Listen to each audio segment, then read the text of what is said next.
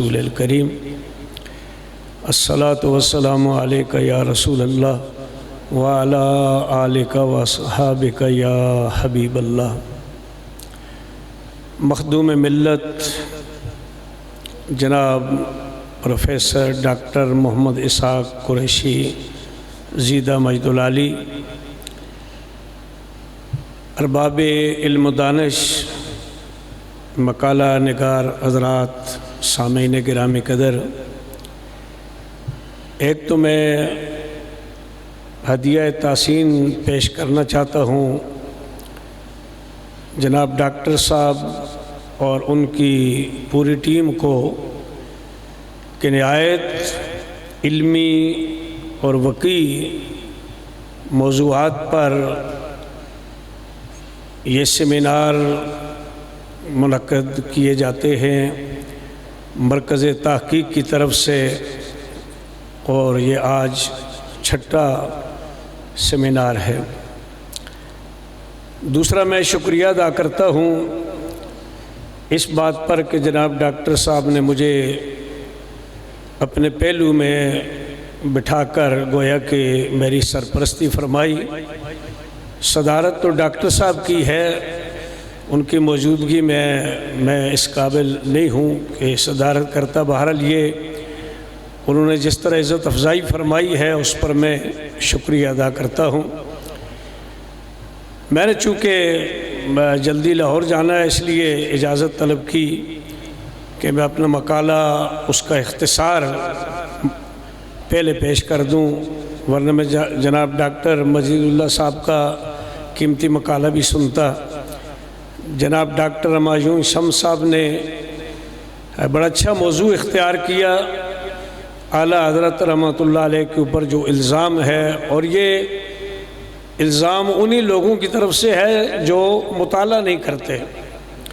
अगर वो मुताला करें कि जो कुछ आला हज़रत रहमतुल्लाह अलैह ने फरमाया है दूसरे लोगों की इबारात के हवाले से, तो फिर उनको समझ आ जाए कि वो तकफ़ीर का ऐसा मसला नहीं है कि जिसमें आपने कोई शिद्दत इख्तियार की और जल्दबाजी की। बहरहाल ये, और जनाब डॉक्टर महफूज साहब ने बड़ा अच्छा मकाला फतावा रज़विया के हवाले से, उसकी खुसूसियात के हवाले से पेश किया है। मैं एक चीज़ का इसमें इजाफ़ा करके फिर अपनी बात करता हूँ, शायद बाज़ रात के इल्म में ना हो। जिस तरह आपने ख़ुद बयान फरमाया कि बड़े बड़े लोग आले इल्म आला हज़रत रहमतुल्लाह अलैह से इस्तिफ़सार करते थे और आप उनके सवालात के जवाब देते थे। हमारे उस्ताज़ गिरामी मखदूम मिल्लत मेरे मुरब्बी हज़रत मुफ्ती अब्दुल क़य्यूम हज़ारवी रहमतुल्लाह अलैह, जिन्होंने फतावा रज़विया जदीद अंदाज में 30 जल्दें कहा गया, मेरा ख्याल है 32 जल्दें हैं, वो आपने रज़ा फाउंडेशन के नाम से शाया किया, और हर जल्द के शुरू में कुछ शख्सियात से मकालात लिखवाए। हमारे जामिया निज़ामिया के मौलाना खादिम हुसैन रज़वी जो आजकल सियासत में चले गए हैं, जब उन्होंने तंज़ीमुल मदारिस के इम्तिहान दिया तो मकाला हज़रत मुफ्ती साहब ने उनसे ये लिखवाया कि आला हज़रत रहमतुल्लाह अलैह मर्जिल उलमा, कि जिन लोगों ने आपसे सवालात किए, मसाइल पूछे, वो आम लोग नहीं थे। आम लोग भी थे, लेकिन यह कि बड़े बड़े उलमा ने। तो वो मकाला फतावा रज़विया की मुझे याद नहीं है, किसी जिल्द के शुरू में वो शाया हुआ है। तो बहरहाल ये फतावा के हवाले से जो डॉक्टर साहब ने बात की तो मैंने उसमें अपने ऐसा थोड़ा सा डाला है। मेरा जो उन्वान है वो है कि इस्तखराज मसाइल, कुरान हदीस से इस्तखराज मसाइल की जो जहतें हैं आला हज़रत रहमतुल्लाह अलैह, इस हवाले से मैंने गुफ्तगू करनी है। सबसे पहले तो हमें ये बात याद रखनी चाहिए कि ये जो इज्तिहाद है ये हर दौर की ज़रूरत है। एक मिस्री स्कॉलर ने अल-मौसूअतुल इस्लामियतुल आमा में एक मकाला छपा है इज्तिहाद पर, उसमें यह लिखा है कि क्या वजह है कि जब सरकार दो आलम सल्लल्लाहु अलैहि वसल्लम के ज़माने में वही नाज़िल होती थी, مسائل کا حل وحی کے ذریعے بتایا جاتا تھا، تو پھر صحابہ کرام کو اجتہاد کی طرف حضور علیہ السلام نے راغب کیا۔ اور حضرت معاذ بن جبل رضی اللہ عنہ کی حدیث تو بڑی مشہور ہے کہ جب حضور نے فرمایا تھا کہ بما تقضی یا معاذ، کس کے ساتھ فیصلہ کرو گے، جب یمن کی طرف بھیجا تو انہوں نے عرض کیا تھا بکتاب اللہ۔ حضور علیہ السلام نے فرمایا فَإِن لَمْ تَجِدْ، اگر کتاب اللہ میں نہ پاؤ تو انہوں نے کہا فَبِسُنَّتِ رسول اللہ صلی اللہ علیہ وسلم۔ حضور علیہ السلام نے فرمایا اگر سنت میں بھی نہ پاؤ، انہوں نے کہا اجتہد برائی۔ تو حضور علیہ السلام نے فرمایا الحمدللہ الذی وفق رسول اللہ لما یرضی، اور بعض میں کہ لما یرضی بالرسول کے الفاظ حدیث میں ہیں، یعنی حضور علیہ السلام نے پسند فرمایا۔ وہ کہتے ہیں کہ کیوں اس طرف لگایا، اس لیے کہ حضور علیہ السلام نے ان کو اجتہاد کی راہ اس لیے دکھائی کہ میرے بعد کہیں تم پریشان نہ ہو جاؤ اجتہاد کرنے کے لیے، اور یہ میرے سامنے تم اجتہاد کرو۔ کیوں؟ اس لیے کہ اگر یہ اجتہاد اہل اجتہاد جو اجتہاد کے لائق لوگ ہیں اگر نہیں کریں گے تو پھر ہر کوئی اپنی مرضی کا قانون بنائے گا، اپنی مرضی کا فتویٰ دے گا۔ اجتہاد اصل میں یہ استنباط ہے، ہمارے ہاں اجتہاد بہت زیادہ مشہور ہے۔ استخراج مسائل جو ہے اس کے لیے لفظ استنباط استعمال ہوتا ہے، اور استنباط کے لیے جو انتہائی درجے کی کوشش ہوتی ہے، یعنی یہ لکھا ہے اس کی تعریف میں کہ اتنی کوشش کرنا ہے کہ آدمی اس کے بعد عاجز ہو جائے، اتنی کوشش کرنے کو، وہ بھی شرعی احکام کے لیے، کسی اور مسئلے کے لیے کوشش نہیں، شرعی احکام کے استنباط کے لیے انتہائی درجے کی کوشش کرنے کو اجتہاد کہتے ہیں۔ اسی لیے فقہا جو اصول فقہ کے اندر ایسے شخص کو جو مجتہد ہے اس کو فقیہ کہا جاتا ہے۔ اچھا، فقیہ کے لیے یا مجتہد کے لیے سب سے پہلی بات تو یہ ہے کہ اس کے اندر خدا داد صلاحیتیں ہوں۔ جب تک یہ صلاحیتیں نہیں ہوں گی وہ نہیں کر سکتا، مسئلہ نکال نہیں سکتا قرآن و سنت سے۔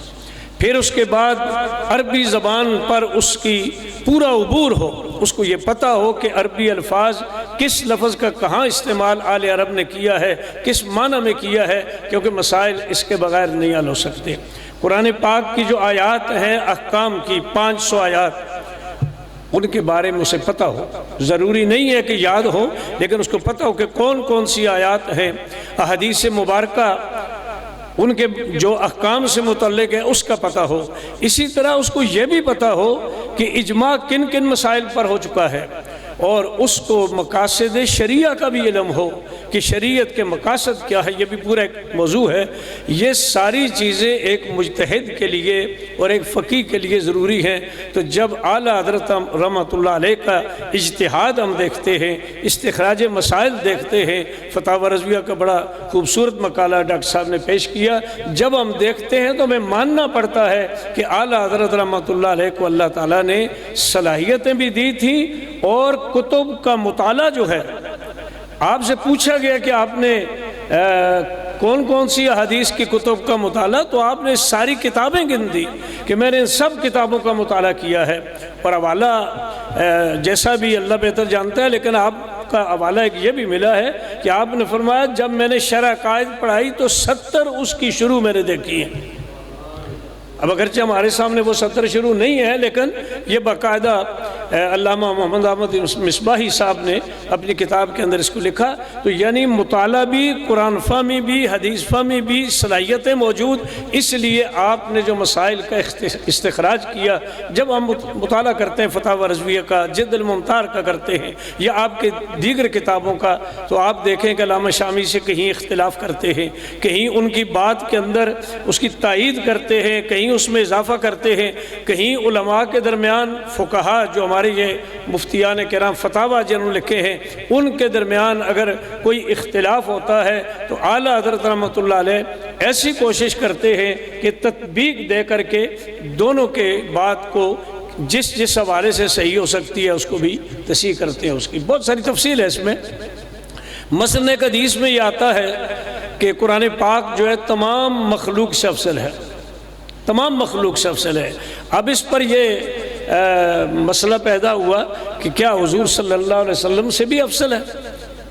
امام غزالی رحمۃ اللہ علیہ نے تو ایک بات فرمائی ہے وہ فرماتے ہیں کہ مقابلہ جنس کا جنس سے ہوتا ہے۔ اب کتاب کا مقابلہ انسان سے نہیں ہوتا، تو کتابوں کا مقابلہ، قرآن کا مقابلہ تورات انجیل سے ہوگا، حضور علیہ السلام کا دیگر انبیاء سے ہوگا۔ لیکن اعلیٰ حضرت رحمۃ اللہ علیہ نے فرمایا کہ بات یہ ہے کہ اگر قرآن پاک سے آپ کی مراد یہ الفاظ ہیں، یہ سیاہی ہے، یہ کاغذ ہیں، یہ ایک مجلد جو نسخہ ہمارے پاس ہے، اگر یہ مراد ہے تو اس سے حضور صلی اللہ علیہ وسلم افضل ہے۔ اور اگر قرآن پاک سے مراد کلام نفسی ہے، اللہ تعالیٰ کا کلام ہے، تو جس طرح اللہ کی ذات قدیم ہے، اللہ تعالیٰ کی صفات بھی قدیم ہے، اور قرآن اللہ کا کلام قدیم ہے، تو پھر قرآن حضور علیہ السلام سے افضل ہے۔ یعنی اس طرح آپ نے مسئلے کو حل فرما دیا۔ اسی طرح مسائل اور بھی، میں ایک دو مثالیں آپ کی خدمت میں پیش کرتا ہوں کہ حضور صلی اللہ تعالیٰ علیہ وسلم کی احادیث اور قرآن پاک سے آپ نے جس طرح استدلال فرمایا۔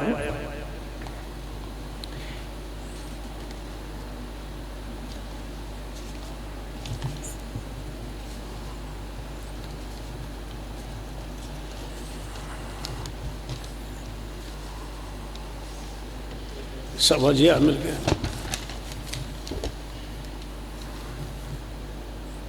یہ مسئلہ پیدا ہوا تھا کہ امام سبکی شافعی رحمۃ اللہ علیہ نے فرمایا کہ اگر گواہان عادل مہینے کی 30ویں رات کو ہلال کی شہادت دیں اور اعلی حساب یہ بتائیں کہ اس رات کو ممکن نہیں، فرمایا کہ اگر گواہ عادل ہوں اور یہ شہادت دیں کہ جی چاند نظر آ گیا، لیکن اعلی حساب یہ بتائیں کہ اس رات کو ممکن نہیں، تو اعلی حساب کے قول پر عمل کیا جائے گا، اس لیے کہ حساب قطعی ہے اور شہادت ظنی ہے۔ شہاب الدین رملی سے جب اس قول سے متعلق سوال کیا گیا تو انہوں نے جواب دیا کہ عمل اسی پر ہوگا جس کی گواہان نے شہادت دی ہے۔ انہوں نے اپنا موقع پیش کیا، گواہان نے شہادت دی، اس لیے کہ شریعت نے شہادت کو یقین کے درجے میں رکھا ہے۔ اب یہ دو بڑی شخصیتوں کے درمیان اس مسئلے میں اختلاف ہے۔ اعلیٰ حضرت رحمۃ اللہ علیہ فرماتے ہیں میں حق کہوں گا انشاءاللہ تعالی۔ آپ فرماتے ہیں کہ یہاں دو باب ہیں، ایک قواعد رؤیت ہلال اور دوسرا ہے سیر شمس و قمر، ان کے طلوع غروب اور منازل قمر کا باب۔ آپ نے رؤیت ہلال کے قواعد کو غیر معتبر قرار دیا کہ خود اس میں کثیر اختلاف ہے، اور شمس و قمر کی سیر کو یقینی قرار دیا، جس پر قرآن پاک کی 3 آیات ذکر فرمائی، الشمس والقمر بحسبان، دوسری آیت والشمس تجری لمستقر لها، اور تیسری آیت والقمر قدرنا منازل حتی عاد کالعرجون القدیم۔ آپ فرماتے ہیں کہ اگر ہم اعلی حساب علماء عادل باب الاول قواعد رؤیت ہلال کی بنیاد پر کہیں کہ رؤیت ممکن نہیں اور بینہ عادلہ رؤیت کی شہادت دیں تو شہادت قبول کی جائے گی، اور اگر باب ثانی سیر شمس و قمر کی بنیاد پر کہیں تو یہ قطعی امر ہے جس کے خلاف نہیں، کہیں یہ قطعی امر ہے جس کے خلاف کبھی نہیں ہوتا، کیونکہ رؤیت ہلال ممکن نہیں جب تک سورج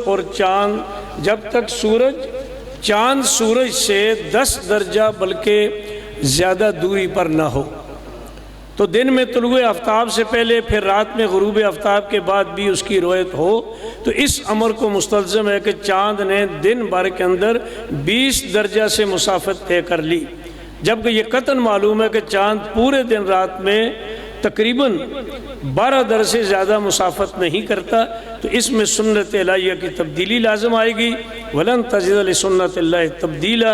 ایسی صورت میں صاحب علم قطعی طور پر یہ حکم کرے گا کہ گواہان کو اشتباہ ہو گیا، اور قطعی کو رد نہیں کیا جا سکتا۔ شاید امام سبکی رحمۃ اللہ علیہ کی مراد بھی یہی ہے، تو اس سے دونوں قولوں میں تطبیق ہو جائے گی۔ اب ایک مسئلہ یہ ہے کہ کسی شخص نے دوسری شادی کی، وہ اگرچہ اس کے بیٹے کے لیے اس کی سگی ماں نہیں ہے، لیکن وہ اس کے لیے آرام ہے، اس کی چونکہ سوتیلی والدہ ہے۔ وَلَا تَنْكِحُوا مَا نَكَحَ آبَاؤُكُمْ، اس کے تحت اب اعلیٰ حضرت فرماتے ہیں کہ مجھ سے یہ سوال کیا گیا کہ اگر وہ جو سسر ہے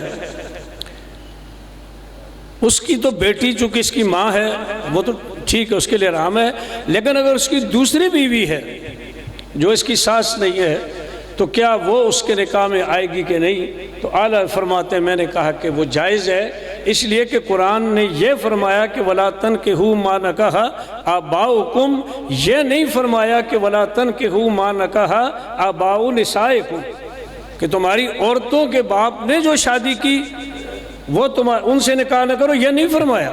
وَلَا تَنْكِحُوا مَا نَكَحَ آبَاؤُكُمْ، جو تمہارے آبا نے جن سے نکاح کیا، باپ کی موت ہوا ہے یا دادا کی۔ تو اس طریقے سے بہت ساری مثالیں میں نے اپنے مقالے میں لکھ دی ہیں۔ اعلیٰ حضرت رحمۃ اللہ علیہ کہ علم کا پتہ چلتا ہے، آپ کی ذہانت کا پتہ چلتا ہے، اور پھر بات یہ ہے کہ جب اختلاف کرتے ہیں امام شامی سے کرتے ہیں، دیگر حضرات سے، تو وہ تطفل کے طور پر کرتے ہیں۔ وہ کہتے ہیں کہ میں بچہ ہوں آپ کا، اختلاف بڑے ادب اور احترام کے ساتھ کرتے ہیں۔ میں پھر مبارکباد پیش کرتا ہوں ڈاکٹر صاحب کو بھی، ساری ٹیم کو بھی۔ اللہ تعالی ہمیں اس قسم کے پروگراموں میں آنے کی بھی توفیق عطا فرمائے، اور ان پروگراموں کو ان سے سیکھنے کی اللہ تعالی ہمیں سعادت عطا فرمائے۔ آمین۔ وآخر دعوانا ان الحمدللہ رب العالمین۔